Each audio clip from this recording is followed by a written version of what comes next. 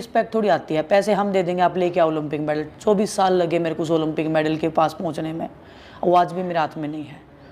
लेकिन उसको पैसे से तोलना कि इतने पैसे हमने लगा दिए हैं, वो हर नागरिक, अगर घर से निकले हैं तो हमारे माँ बाप भी अगर ये चीज़ बोलेंगे तो भी बुरा लगेगा कि हमने इतना लगा दिया है। वो एक कर्तव्य है आपका, आप अपना फ़र्ज़ निभा रहे हो। हम अगर देश को रिप्रेजेंट कर रहे हैं तो ऑब्वियसली देश को कुछ करना पड़ेगा, हमारे को बैक करता है तभी हम जीत पाते हैं। कोई भी सिंगल पर्सन कभी किसी भी फील्ड में आगे नहीं बढ़ पाता है, उसका फैमिली का सपोर्ट होता है, समाज का सपोर्ट होता है, देश का सपोर्ट होता है, तब जाके कोई एक एथलीट आगे बढ़ पाता है। और संसद जैसे एक पवित्र जगह पे, जहाँ पे हमारे संविधान में सबसे बड़ा दर्जा दिया गया है, उस जगह पे जाके खिलाड़ियों को ऐसे नीचा दिखाना, मैं तो उसको नीचा दिखाना ही मानती हूँ, क्योंकि वो पैसे में ओलंपिक मेडल नहीं आते हैं।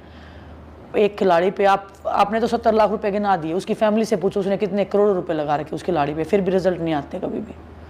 तो पैसे के ऊपर रिजल्ट नहीं आते हैं। और ये बहुत ही, हमारा देश इसीलिए ओलंपिक्स में और जितने भी बड़े कंपटीशन में इसलिए मेडल नहीं लेके आता, क्योंकि जो हमारी मानसिकता है ना खिलाड़ियों को रिप्रेजेंट करने की, खिलाड़ियों की भावनाओं को दिखाने की, वो बहुत डिफरेंट है।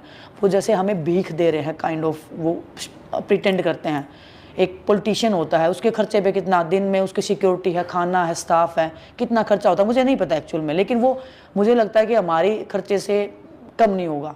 हम तो, और वो जो खर्चा मेरे को जो 70 लाख रुपए बताए ना, उन्होंने 3-4 साल के पीरियड के बताए हैं।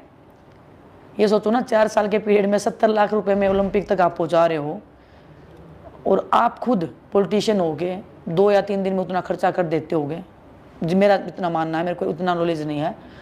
तो वो सैड स्टेटस है जो एक्चुअल में हमें पता लगा खिलाड़ी की औकात हमारे देश में कितनी है प्रोटेस्ट के बाद में।